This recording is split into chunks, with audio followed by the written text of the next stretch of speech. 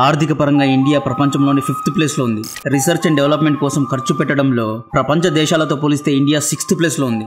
రానున్న రోజుల్లో ప్రపంచంలో ఒక సంచలనాన్ని, ఒక రెవల్యూషన్ని క్రియేట్ చేయబోయే ఆర్టిఫిషియల్ ఇంటెలిజెన్స్ సాంకేతికతలో భారత్ 18వ స్థానంలో ఉంది. కానీ ఎలక్షన్ క్యాంపెయిన్ కోసం లేదా ఓట్స్ కోసం డబ్బులు ఖర్చు పెట్టడంలో ఇండియా 1st ప్లేస్లో ఉంది.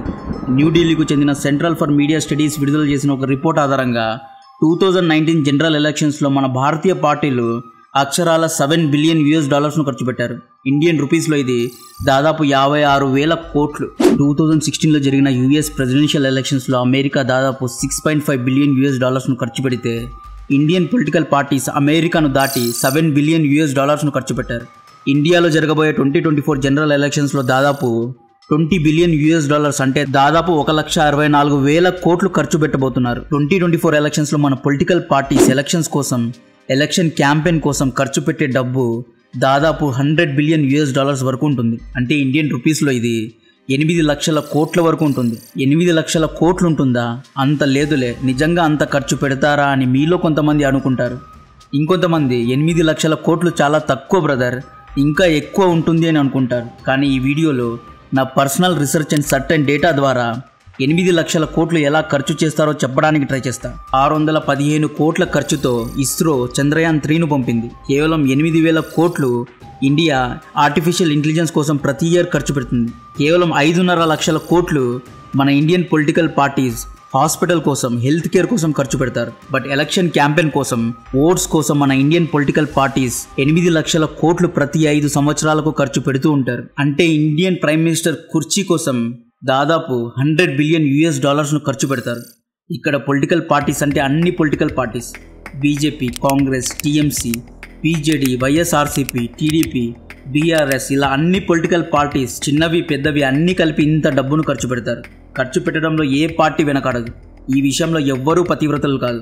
అంటే ఎలక్షన్ క్యాంపెయిన్స్లో డబ్బు ఖర్చు పెట్టడం తప్పు అని నీ ఉద్దేశమా అని మీలో కొంతమంది అడగొచ్చు. ఎలక్షన్ క్యాంపెయిన్లో డబ్బులు ఖర్చు పెట్టడం తప్పు కాదండి.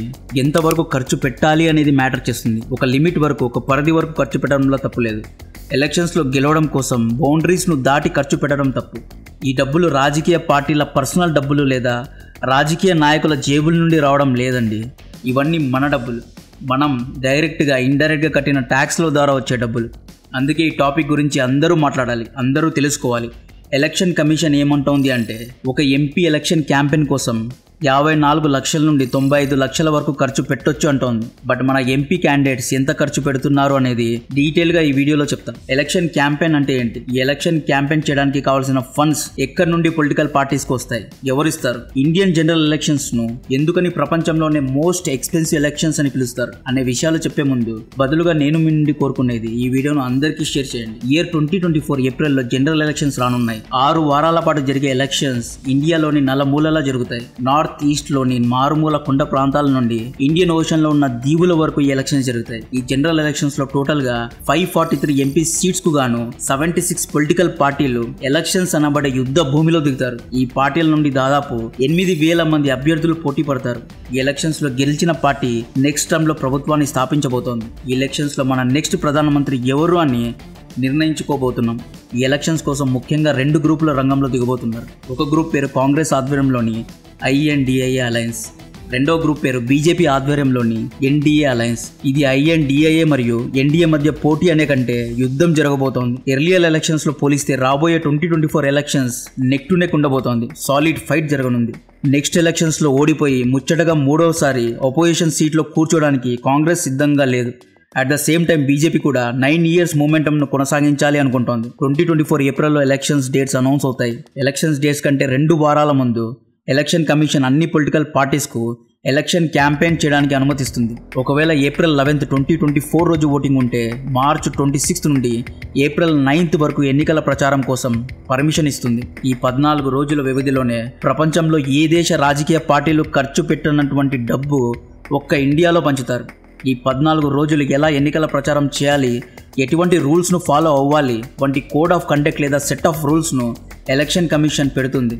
దీన్ని ఎలక్షన్ కోడ్ ఆఫ్ కండక్ట్ అంటారు. ఇక్కడ ఎలక్షన్ కమిషన్ అంటే ఏంటి అంటే దేశవ్యాప్తంగా ఎలక్షన్స్ ను నిర్వహించే సంస్థ పేరు ఎలక్షన్ కమిషన్. ఈ సంస్థను మన రాజ్యాంగం నిర్మించింది. ఇది ఒక కాన్స్టిట్యూషనల్ బాడీ. ఈ ఎలక్షన్ కమిషనర్స్ ను ప్రైమ్ మినిస్టర్ ఆధ్వర్యంలోని ప్యానల్ తో పాటు లోక్సభలోని అపోజిషన్ పార్టీకు leader and union cabinet members కలిసి నియమిస్తారు. రాజ్యాంగబద్ధంగా నిర్మిస్తారు. ఎలక్షన్ కమిషనర్స్ అనేవారు డెమోక్రసీను కాపాడే మొట్టమొదటి పిల్లర్స్ లాంటి వాళ్ళు. ఒకవేళ ఎలక్షన్ కమిషన్ తప్పు చేస్తే ఫ్రీ అండ్ ఫేర్ గా ఎలక్షన్స్ జరగవు.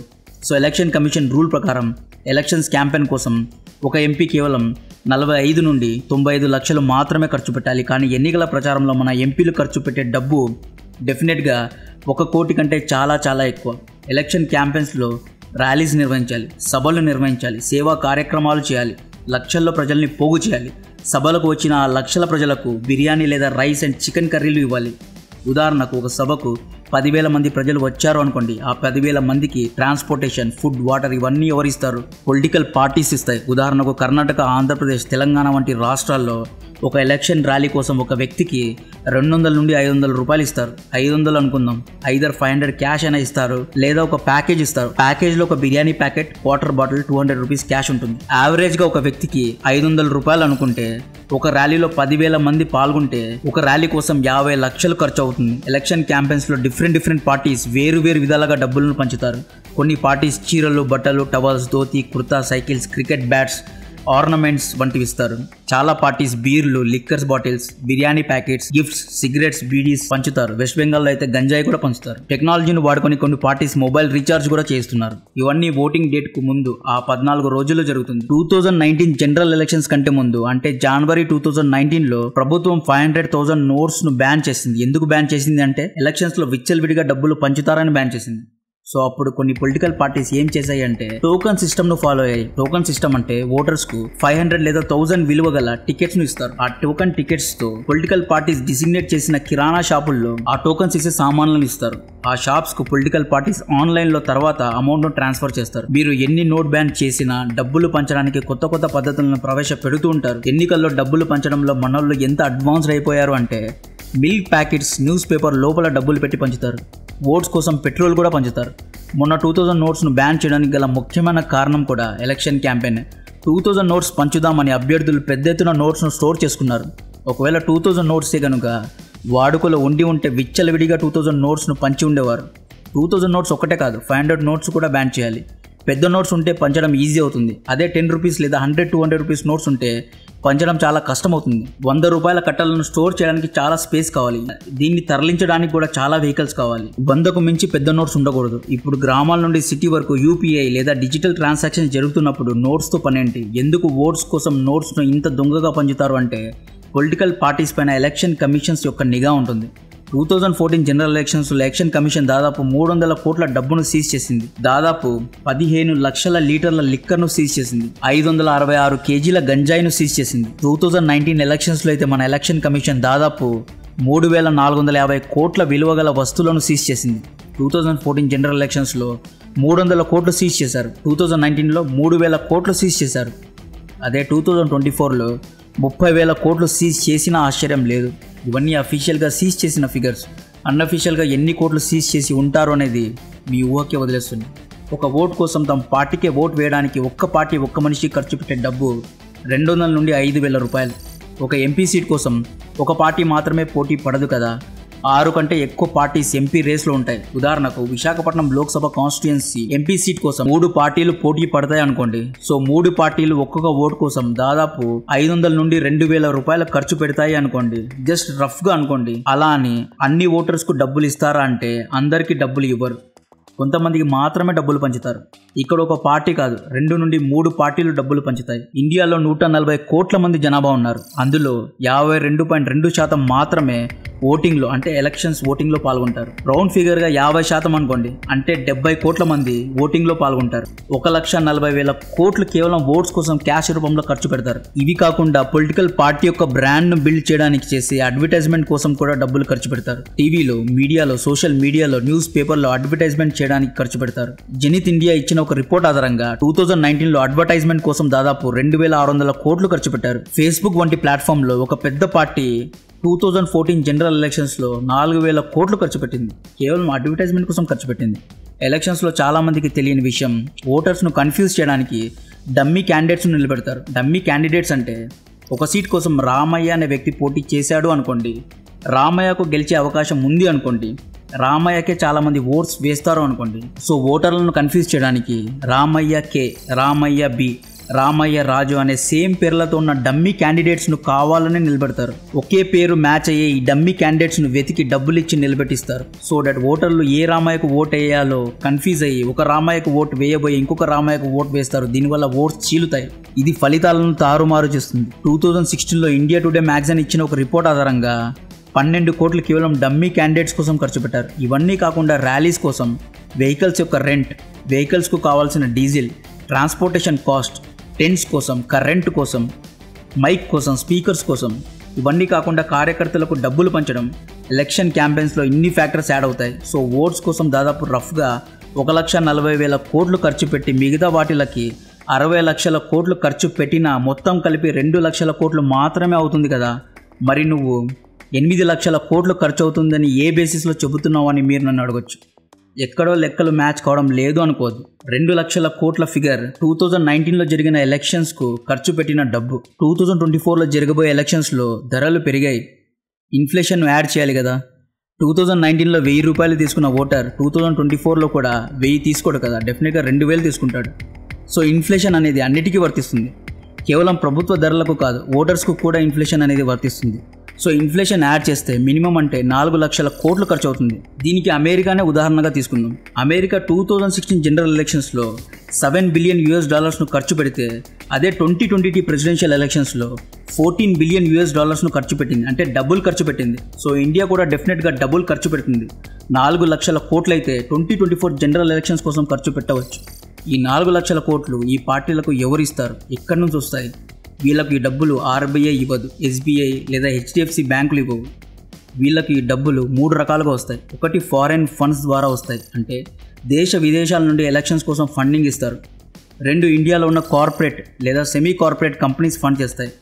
3 కార్యకర్తల నుండి, ఎంపీ ఎమ్మెల్యేల నుండి లేదా పార్టీ వర్కర్స్ ద్వారా ఫండింగ్ జరుగుతుంది. పై చెప్పిన వాళ్ళు ఒక పార్టీకి ఫ్రీగా అయితే డబ్బులు పంచరు కదా, లాభం లేకుండా అయితే ఫండ్ చేయరు. ఇవే డబ్బులు బ్యాంక్లో వేస్తే 7% ఇంట్రెస్ట్ వస్తుంది, షేర్ మార్కెట్లో వేస్తే 14% ఇంట్రెస్ట్ వస్తుంది, రియల్ ఎస్టేట్లో వేస్తే 35% లాభం వస్తుంది. రాజకీయాల్లో వేస్తున్నారు అంటే 35% కంటే ఎక్కువ లాభం వస్తూ ఉంటుందన్నమాట.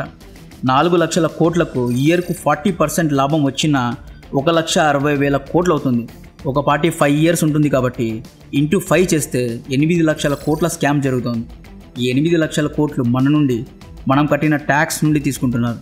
మనం రోజు కొట్టే డైరెక్ట్, ఇండైరెక్ట్ ట్యాక్స్ నుండి డబ్బులు తీసుకుంటున్నారు. కార్పొరేట్ కంపెనీస్కు ట్యాక్స్ ఎగ్జెంప్షన్స్ ఇస్తున్నారు. ఎంపీ ఎమ్మెల్యే కమిషన్స్ ద్వారా డబ్బులు వెనక్కి తీసుకుంటున్నారు. కార్యకర్తలు గవర్నమెంట్ వర్క్స్లో కాంట్రాక్ట్స్ను కొట్టేయడం ద్వారా డబ్బులు పోగు చేసుకుంటున్నారు. ఇవన్నీ మన డబ్బులే. ఈ ఫండింగ్లో పెట్టిన ప్రతి రూపాయి రానున్న 5 ఏళ్లలో ముక్కుపిండి మరీ వసూలు చేస్తారు. అదే అమెరికాలో ప్రజల డబ్బుల ద్వారా ఎలక్షన్ క్యాంపెయిన్కు ఫండింగ్ జరగదు.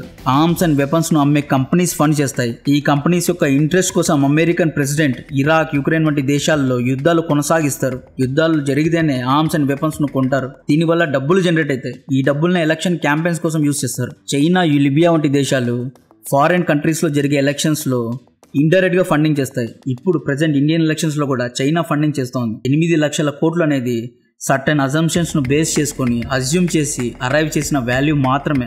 యాక్చువల్ ఫిగర్ ఇంకా ఎక్కువ ఉంటుంది. నేను కేవలం ఎంపీ ఎలక్షన్స్ గురించి ఇప్పటి వరకు చెప్పా. ఇండియాలో 2,000కు పైగా ఎమ్మెల్యేలు కూడా ఉన్నారు.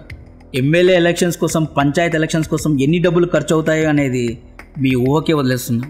చైనా ఎలక్షన్స్ కోసం ₹1 ఖర్చు పెట్టదు. రివర్స్లో యూఎస్ ప్రెసిడెన్షియల్ ఎలక్షన్స్లో ఫండింగ్ చేస్తుంది. మన ప్రజలు పేదవారు, కానీ మనది పేద దేశం అయితే కాదు. ఓట్స్ కోసం డబ్బులు తీసుకోవద్దు అని నేను చెప్పను. డబ్బులు తీసుకున్న ఎవరు దేశానికి ఉపయోగపడతారు, ఎవరు రాష్ట్రాన్ని డెవలప్ చేస్తారో మీకు మీరే అనలైజ్ చేసి ఓటేయండి. ఎంత డబ్బులు పంచినా ఈ ప్రజలు డెవలప్మెంట్ చేసే నాయకుడికే ఓట్స్ వేస్తారు అని తెలిసినప్పుడు రాజకీయ పార్టీలు కూడా ఓట్స్ కోసం డబ్బులు పంచడం ఈవెన్చువల్లీ మానేస్తాయి. రోడ్స్ కోసం, రైల్స్ కోసం, ఎడ్యుకేషన్ కోసం, హెల్త్ కేర్ కోసం, ఇన్ఫ్రాస్ట్రక్చర్ కోసం డబ్బులు పంచడం మొదలు పెడతాయి. కంటెంట్ నచ్చితే వీడియోని లైక్ చేయండి, ఛానల్ను సబ్స్క్రైబ్ చేసి అందరికీ షేర్ చేయండి. జై హింద్.